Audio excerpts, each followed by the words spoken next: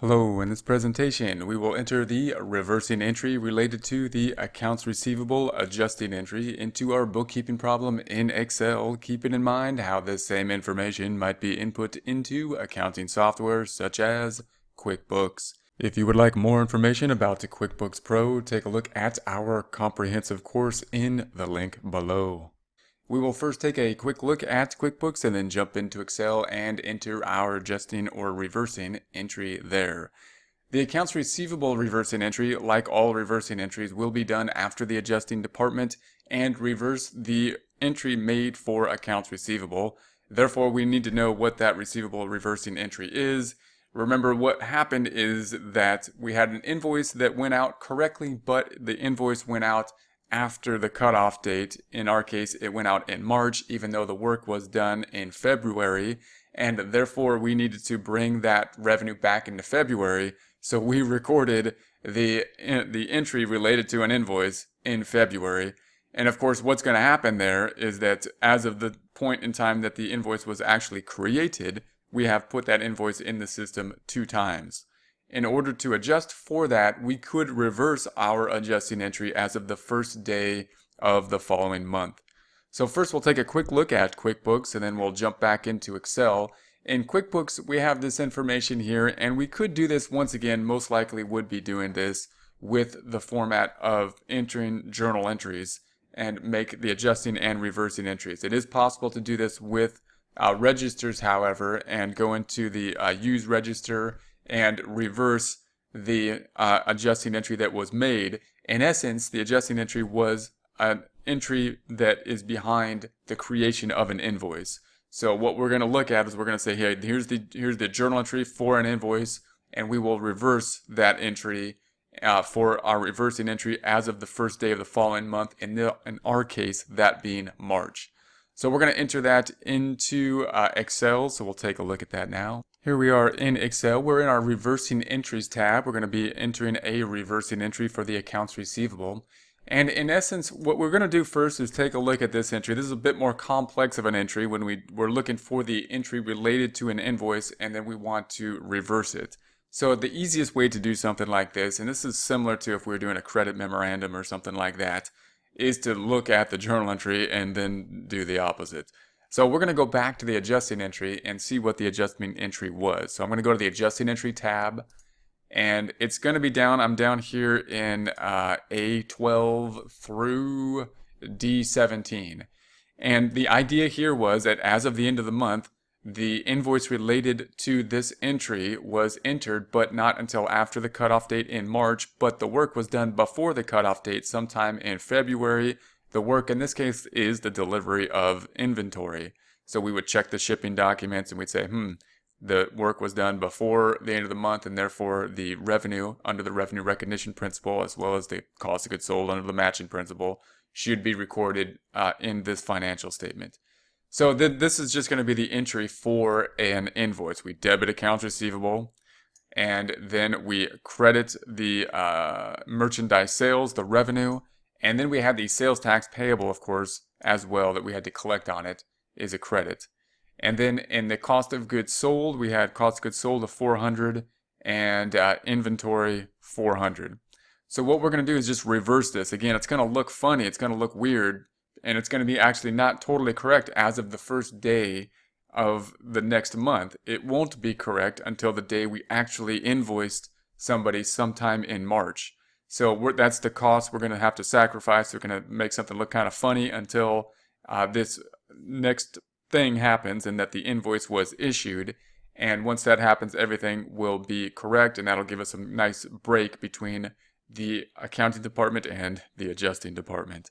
So what we're going to do is we're going to debit the merchandise sales, we're going to debit the sales tax payable, and we're going to credit the accounts receivable.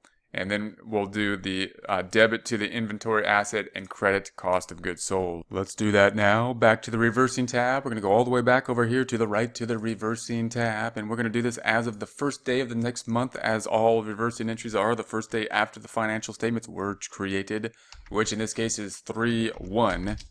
And we're just going to reverse this out. So we're going to reverse the order a little bit too. We could make it just the same exact order, meaning before we debited the accounts receivable, and I could start with accounts receivable here, I won't do it, and put it as a credit, but then the credits would be on top and whatnot. And most of the time when you see these reversing entries, they still keep the debits on top, which means that we have to adjust the order a little bit.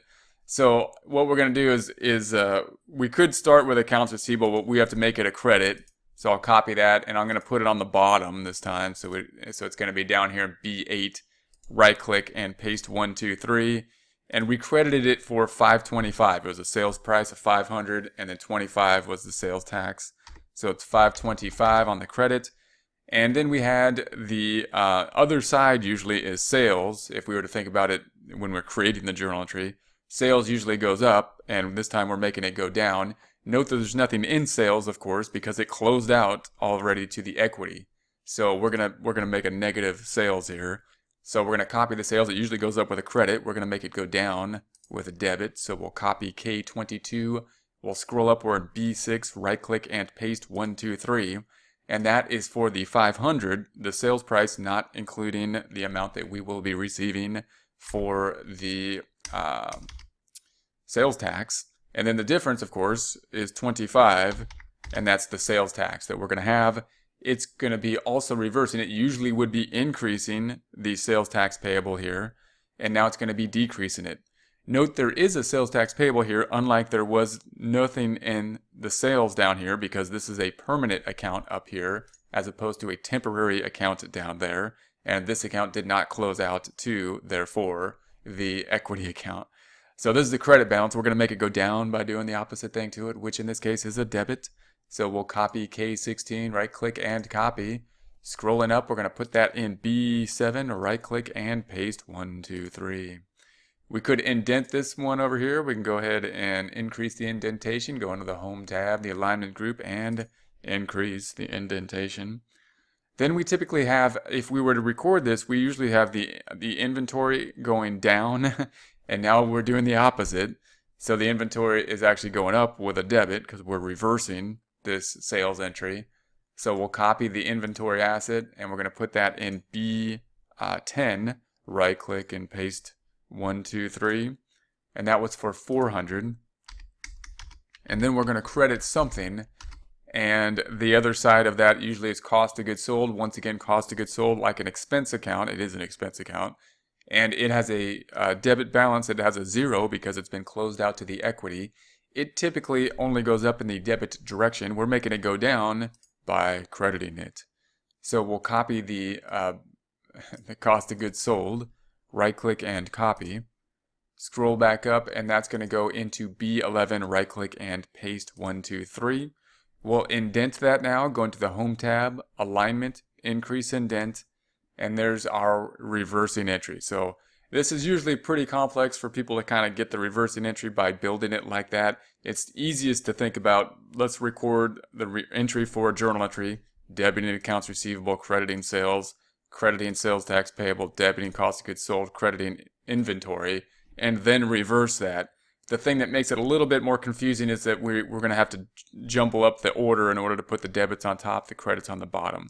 In practice, if you want to put the credits on top, just because it mirrors exactly what the other entry was, you can do that. It's not exactly wrong. It's just if you're getting picky about the format, we'll be picky about the formats. If your supervisor doesn't like the credits on the other side, then they will not like it. If you can justify it by saying that that makes more sense for the reader to be able to see what is happening, then that might be acceptable. A computer typically will always put the debits on top and the credits on the bottom, just because that's the rules of the system. Okay, so let's go ahead and post this. We're going to say here's the sales, merchandise sales. We're going to scroll down. Here's merchandise sales in M22. So we are in M22. We're going to say equals and point to that $500. You'll see that it goes up in the debit direction. It's actually kind of going a negative sales here. So it's making our net income actually go down, and this is unusual. It looks very strange. It should look very unusual. We'll talk a little bit more about why it is. We've already discussed it a bit, but we'll talk a bit more about why we're doing that and after we record it. And then we've got the sales tax payable. Here's the sales tax payable here. Here's the sales tax payable here. We are in M16.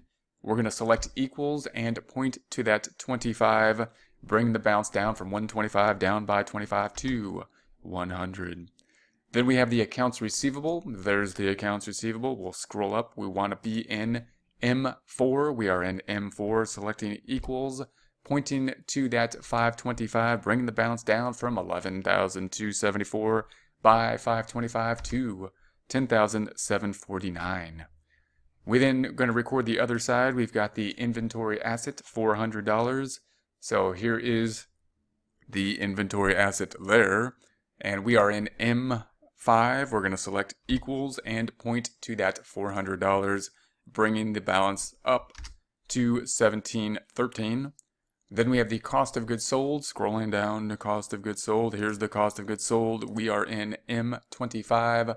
We're going to select equals and point to the cost of goods sold, and that brings it up in the credit direction. Now, again, these income statement accounts, before we have any activity, before we've done anything in terms of sales or expenses or paid for anything or consumed anything, as of the first day of March, we've got these activity in here from the reversing entries.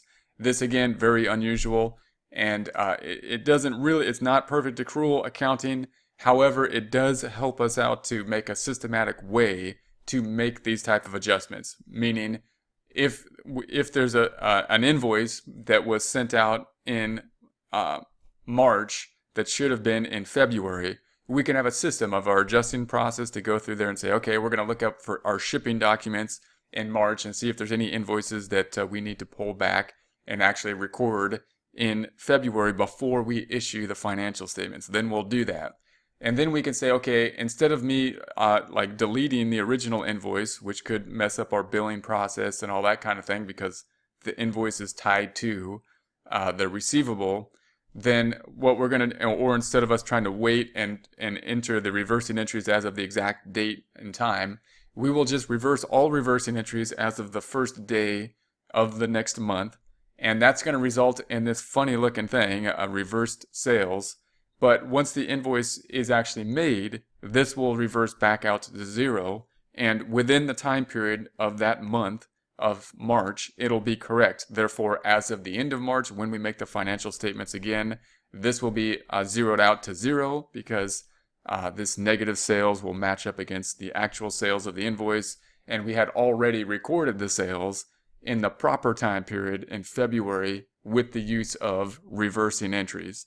So it'll match up and work itself out at the end of the day, and it'll also make it so we can have that separation between the accounting department and the adjusting process. Even if it's done by the same person, but oftentimes it's not, and we don't want our adjusting entries to mess up what's done on the typical day-to-day process. It's not good when the adjusting department makes their adjustments and then the normal accounting departments has questions about these funny things that popped up in there. So if we do these reversing entries, it will lessen those type of issues, those type of timing problems.